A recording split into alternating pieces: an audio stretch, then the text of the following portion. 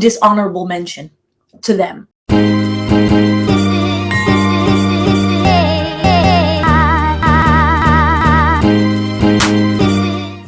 Sorry, y'all. Honestly, this topic is just going to be dismal. There's hopefulness at the end of the presentation. I have to leave y'all with some hopefulness and some next steps.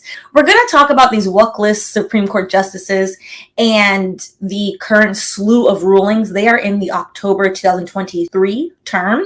We're now in 2024, so it's finished. This has been one of the most tumultuous Supreme Court terms. It's one thing to know that certain things might happen, and it's another thing to be like, wait, y'all really are doing this?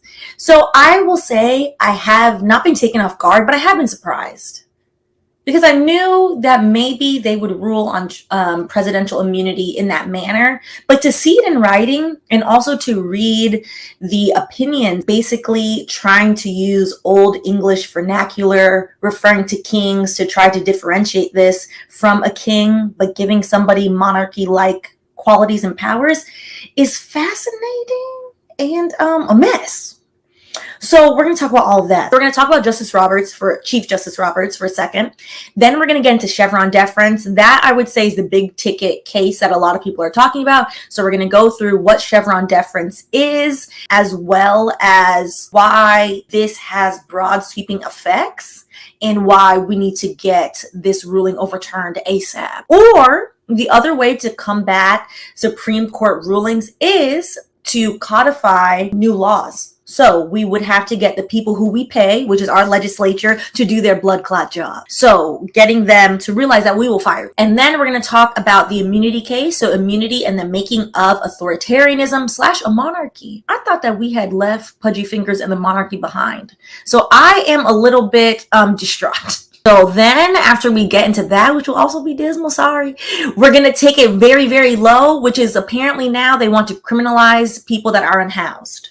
And then we'll get to the hopefulness. See, the hopefulness is bullet point 5. What's going to happen? We're going to get around to it, which is people have always pushed the courts forward, not the other way around. So while this looks like our Supreme Court has lost their collective mind, the only times we've made progress via the Supreme Court in this country is not because the Supreme Court all of a sudden was like, you know what?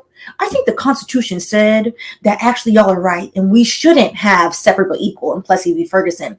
The only reason why those things get overturned, why you get a Brown versus Board of Education that allowed for desegregating of public schools, is because mass protests and mass public organization. So you get grassroots organization of regular people to the point where the Supreme Court realizes, oh, there's going to be mayhem, so fine, give them something. That has been historically the way all this has worked. So one of the things I learned this week in trying to look at some hopefulness is when Roe v. Wade was decided in the 70s, that Supreme Court was under President Nixon. He was a conservative.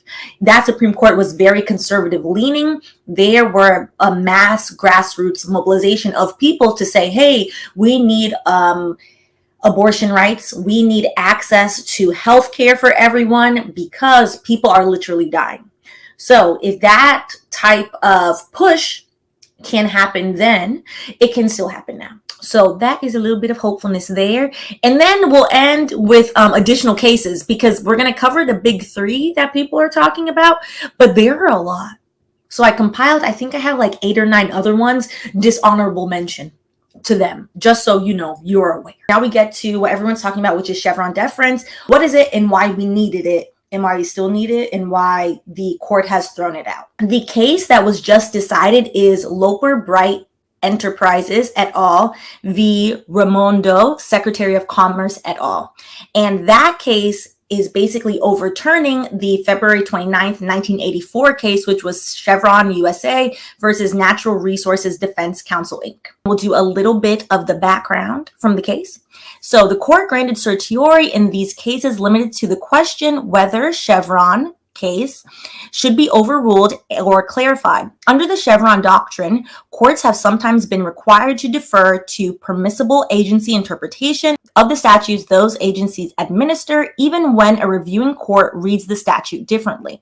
All federal agencies essentially sit under the executive branch. The executive branch is tasked from the president onward with enforcing of the law. So the executive branch says like, hey, you, the legislative branch, Congress, you wrote this act. We are the one enforcing the act. We are hiring the PhDs. We are hiring the scientists. There are a bunch of engineers here. We know what we're doing. The legislative branch was like, yeah, cool. We're in Congress. We're here to tell the wave and kiss the babies and write some laws when we feel like it. All right, fine. The judicial branch, which is run by judges, judges are not subject matter experts, usually speaking, in technical matters, such as the internet.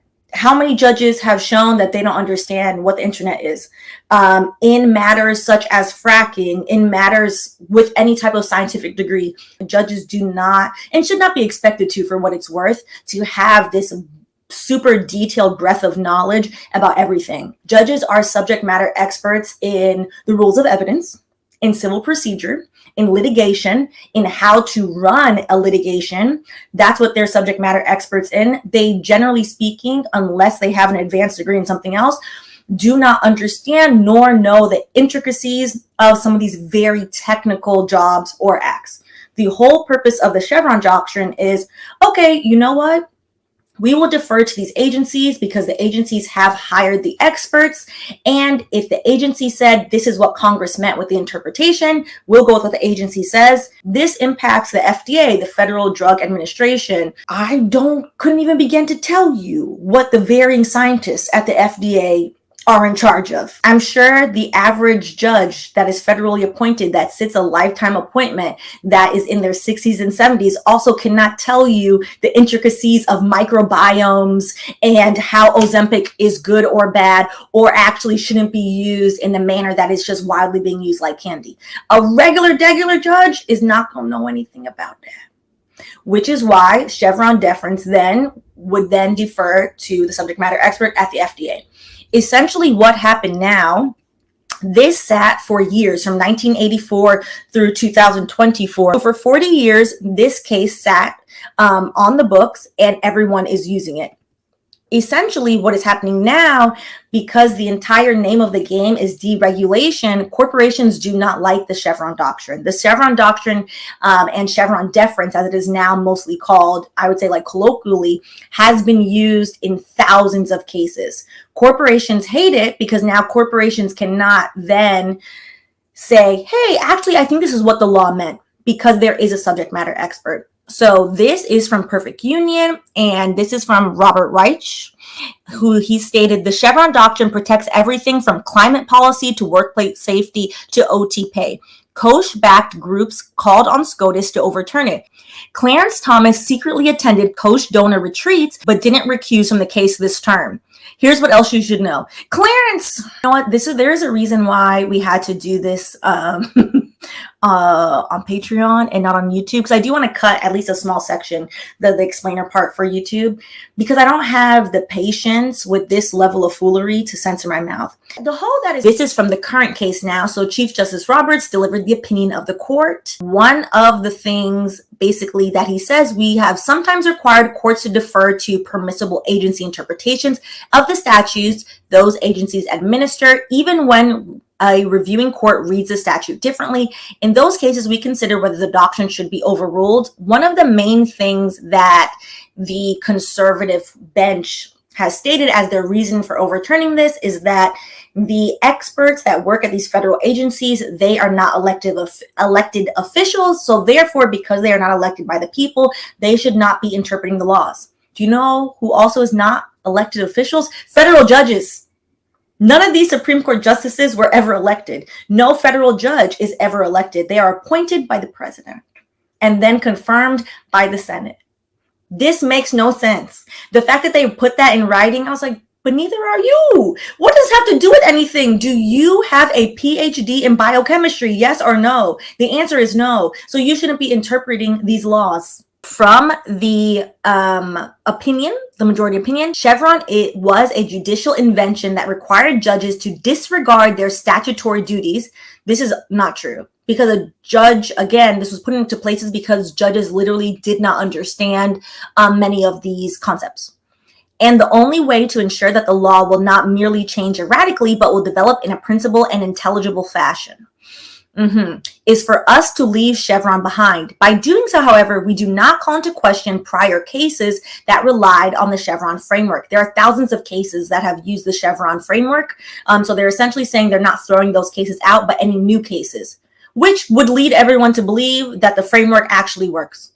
The holdings of those cases that specific agencies' actions are lawful, including the Clean Air Act holding of Chevron itself, are still subject to statutory stare decisis. So stare decisis is where you look at judicial precedent, despite our change in interpretive methodology. Now, Justice Kagan wrote the dissenting opinion, and specifically, I really enjoyed her explaining of this is how all this is supposed to work together, and without this working together, who is going to run all of this? For 40 years, Chevron v. Natural Resources Defense Council has served as a cornerstone of administrative law, allocating responsibility for statutory construction between courts and agencies.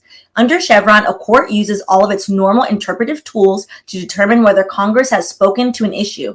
If the court finds Congress has done so, that is the end of the matter. The agency's views make no difference. But if the court finds at the end of the interpretive work that Congress has left an ambiguity or gap, then a choice must be made. Who should give content to a statute when Congress's instructions have run out? Should it be court? Should it be an agency? Congress has charge with administering the statute. The answer Chevron gives is that it should usually be the agency within the bounds of reasonableness. That rule has formed the backdrop against which courts, Congress, and agencies, as well as regulated parties and the public, all have operated for decades. It has been applied in thousands of judicial decisions. It has become part of the warp and woof of modern government, supporting regulatory efforts of all kinds, to name a few, keeping air and water clean, food and drugs safe, and financial markets honest. One of the things that I think is most alarming to people is the disregard for, yes, our government is a hot mess. It needs a lot of overhaul. This is not overhauling the government to make the government better. This is skewing deregulation so that way only people who can afford to play the game, which are corporations, now can run amok. This does nothing for regular people. This is not giving us more rights. This is not saying like, hey, I can have my voice heard. This is just creating mess so that people who can afford an administrative lawyer, a regulatory lawyer. The first time I ever worked with a regulatory lawyer was when I worked in fintech. And I was like, what do you do all day? I'd never heard of that. Their job is literally to interpret laws based and to get laws passed. They're kind of a lobbyist. It's fascinating. It's a little problematic depending on what side of it you're on and what you're trying to, insert your company's opinion about. Without any of this working, it is a bigger, because we're already in a pay-to-play system. It is a bigger pay-to-play system. Yes, and keep financial markets honest. Who is gonna, which ties in, we're gonna dishonorable mention at the end. There is an SEC ruling that is basically says that the FTC, for example, the SEC fines different people for violating SEC regulations. So if you are caught insider trading, there's a criminal component to that, and there's an SEC violation component. That new SCOTUS ruling has stated now, like, the various agencies that are allowed to fine individuals and corporations, they should just go to the court, which is giving the judicial branch so much more power that it should not have, because it's doing away with checks and balances. But also our judicial branch, because there were so many vacancies, a lot of these federal judges were appointed by Trump. Some interpretive issues arising in the regulatory context involve scientific or technical subject matter. Agencies have expertise in those areas, courts do not. Some demand a detailed understanding of complex and interdependent regulatory programs. Agencies know those programs inside out. Again, courts do not. And some present policy choices, including trade-offs between competing goods. Agencies report to a president who in turn answers to the public for his policy calls. Courts have no such accountability and no proper basis for making policy. And of course, Congress has conferred on that expert, experienced, and politically accountable agency the authority to administer, to make rules about, and otherwise implement the statute, giving rise to the ambiguity. One of the things that cannot be said enough times, and I'm glad Justice Kagan pointed it out, the court is responsible to nobody. These people sit lifetime appointments. We have been shown time and time again by how Justice Alito acts, how Chief Justice Roberts acts, because they've all been accused of a little bit of ethical funny business, and how Justice Clarence Thomas does not give a damn and is literally breaking his vow over and over again when he's going on these paid trips, getting flued out by his favorite billionaire, going to resorts, spending a week here, spending a weekend there, going, getting gifts, going to donor dinners, etc. Because there is no accountability. There is no one to say like, hey, come step off. We are firing you. We're taking your pension. There's no firing. We need to have term limits, which Congress would have to set term limits on the Supreme Court, something that we've never had. It needs to be adjusted. When all of these things were written, people did not live to the ripe ages that they're living to now.